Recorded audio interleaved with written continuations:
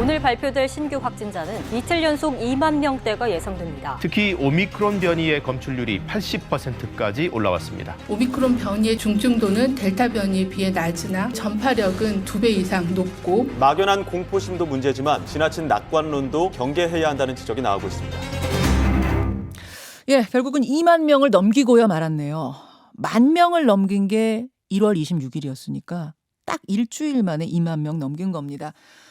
손영래 반장이 보름 전쯤에 출연해서 2월 되면은 2, 3만 명 갈 수 있습니다. 이 말 했을 때 사실 좀 설마 했거든요. 근데 2월의 첫날부터 2만 명 넘긴 겁니다. 속도가 상당히 빨라요. 이제 우리는 무엇을 어떻게 해야 하는 걸까요? 전문가의 진단과 조언이 필요해 보여서 오늘 이분 연결합니다. 가천대 길병원 감염내과 엄중식 교수 만나보죠.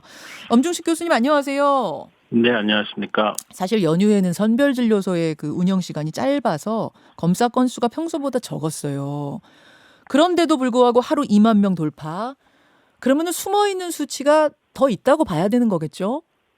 네, 지난 2월 1일 날 그 검사 수치를 보면 한 35만 6천 건 정도 검사를 시행했는데 하루에? 이게 이제 평상시에 우리나라에서 하는 거에 한 반인에서 3분의 2 정도 검사 건수입니다. 근데 이날 9.3%의 양성률을 보였거든요. 예, 예. 근데 이제 통상적으로 우리가 이 밀렸던 검사들이 이제 연휴를 마치면서 검사를 받는 분들이 굉장히 많아질 거라고 보고 있는데 네. 우리나라에서 하루에 최대 검사 처리 건수가 한 80에서 85만 건 정도로 잡을 수가 있습니다. 이렇게 됐을 때 그 지난 주간 평균의 6.6% 정도의 양성률을 고려를 하면은 한 5만 명 정도 확진이 될 가능성이 있다는 산술 평균적인 결과가 나오거든요. 그러니까 지금 실제로 검사를 어떤 이유로든 받지 않거나 못하셔서 예. 숨어있는 감염자들이 이 계산대로라면 지금 확진자들의 한 2배까지도 확진자가 나올 수 있다 이런 예측이 가능합니다. 저는 이번 주 내에 3만 명도 가겠습니까라는 질문을 뒤에 드리려고 그랬는데 그럼 이번 주 내로 5만 명도 가능하다는 거예요? 산술적으로 봤을 땐, 데이터로 봤을 땐?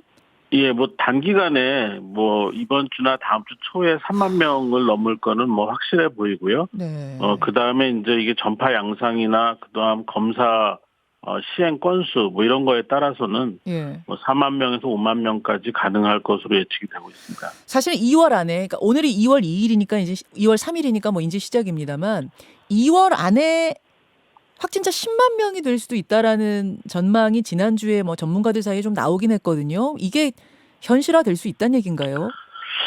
지금 같은 그 방역 수준을 그대로 유지한 상태에서 지금 마지막으로 조사된 그 재생산 지수가 1.54 정도였습니다. 네. 이 재생산 지수를 그대로 적용을 하면 길게 잡아도 3, 4주 안에는 10만 명 발생이 가능해진다 이렇게 보고 있습니다.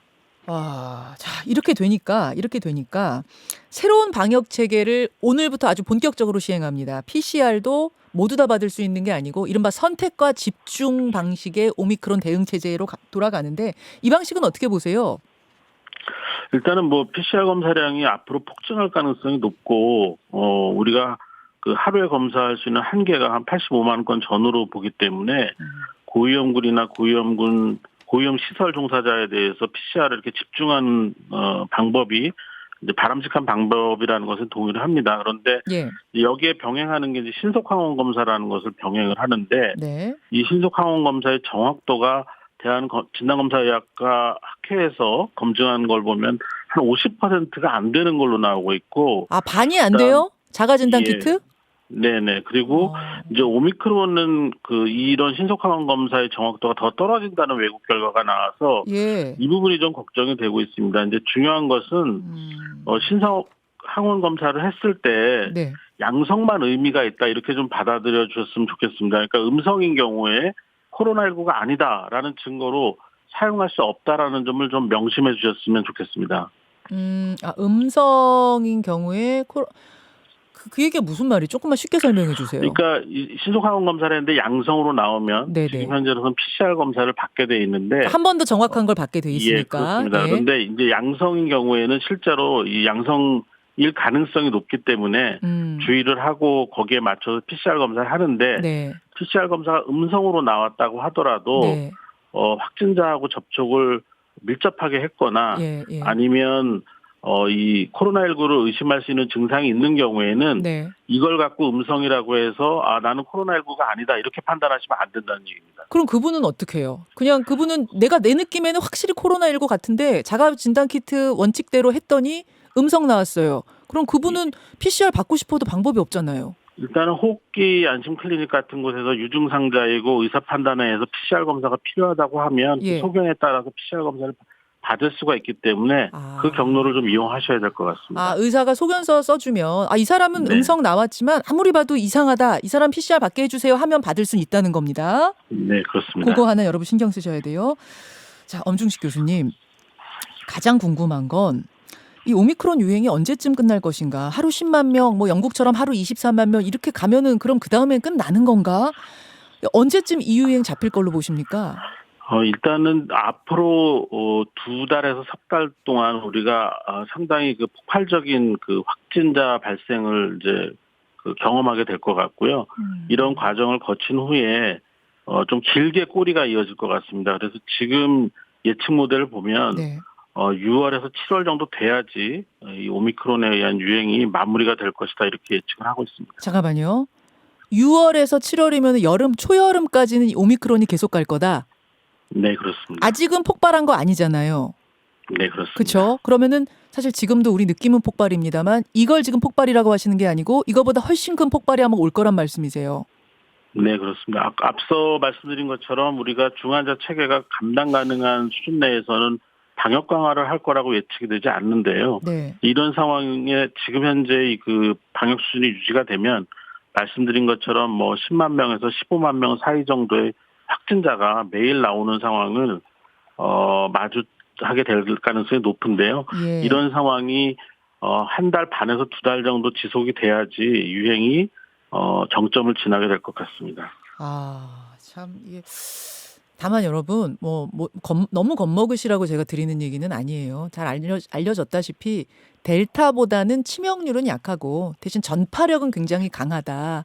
근데 확진자가 너무 많다 보면 결국 이제 노약자분들 이런 분들은 타격을 받을 수밖에 없으니까 우리가 확진자 수를 줄여야 된다 하는 거라는 거. 요거는 좀 말씀을 드리고 6, 7월까지 그러면은 오미크론이 그런 식으로 한번 큰 폭발을 겪고 소멸 쪽으로 조금 이렇게 꼬리를 내면서 간다면 그럼 그대로 코로나는 뭐 종식을 향해 간다고 봐도 되는 거예요? 아니면 그 다음 변이가 또 밀려와요?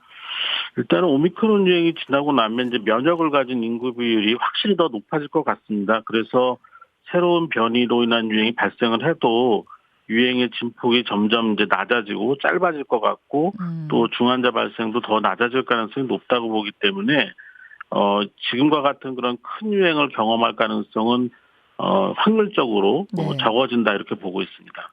아니 이번 다음에 오는 변이는 치명률이 더 높은 변이가 온다 뭐 그럴 가능성은 적습니까? 뭐 전혀 배제할 수는 없는데 지금 상황 그 변이가 발생하는 상황들을 보면은 예.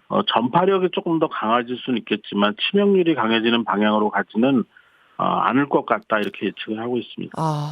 이거 그럼 다행인 거 맞죠, 교수님? 그나마. 예, 뭐 불행 중 다행이라고 볼 수는 있겠는데 그렇지만 여전히 그 고위험군에 해당하는 분들은 이런 그 치명률이 낮아지는 것과는 좀 다르게 맞아요. 여전히 좀 위험할 수 있는 가능성이 있기 때문에 네. 계속해서 우리가 좀 보호를 해야 되는 그런 전략을 유지를 해야 되는 상황입니다. 제가 계속 말씀드리지만 건강한 사람들이 크게 앓지는 않는다. 이 오미크론 때문에. 하지만 분모 자체가 커지면 확진자 수 분모 자체가 커지면 노약자들, 뭐 지병 있는 분들 이런 약한 분들의 분자는 같이 커지니까 그래서 우리가 주의해야 된다는 거 말씀드리면서 영국, 뭐 노르웨이, 덴마크 이런 곳에서는 아예 코로나 종식 선언하고 마스크 그냥 벗어버렸다던데 이건 어떻게 생각하세요? 일단 뭐 우리보다 오미크론 유행이 먼저 시작이 됐고요. 네. 그래서 정점을 이미 지나가는 상황입니다. 이 나라들은. 그러니까 우리랑 단순 비교를 하기는 너무 어렵고 그럼에도 불구하고 영국이나 뭐 노르웨이들을 보면은 네. 인구 비교로 하면은 뭐 매일 10만 명 정도의 확진자가 지금 계속 나오고 있고 어제 같은 경우 영국은 사망자만 500명이 넘었거든요. 네. 그러니까 실제로 우리랑 단순 비교를 하거나 그대로 그 상황을 반영해서 우리도 정책 결정을 하기는 어렵다고 보고 있습니다. 알겠습니다. 여기까지 말씀 듣도록 하지요. 교수님 고맙습니다. 감사합니다. 엄중식 교수였습니다. 김현정의 뉴스쇼는 청취자 여러분의 참여로 이루어집니다. 트위터, 페이스북, 레인보우 게시판, 그리고 단문 50원, 장문 100원의 유료 문자 샵 1212, 우물정 1212 통해 참여하실 수 있습니다. 김현정의 뉴스쇼, 여러분과 함께 만듭니다.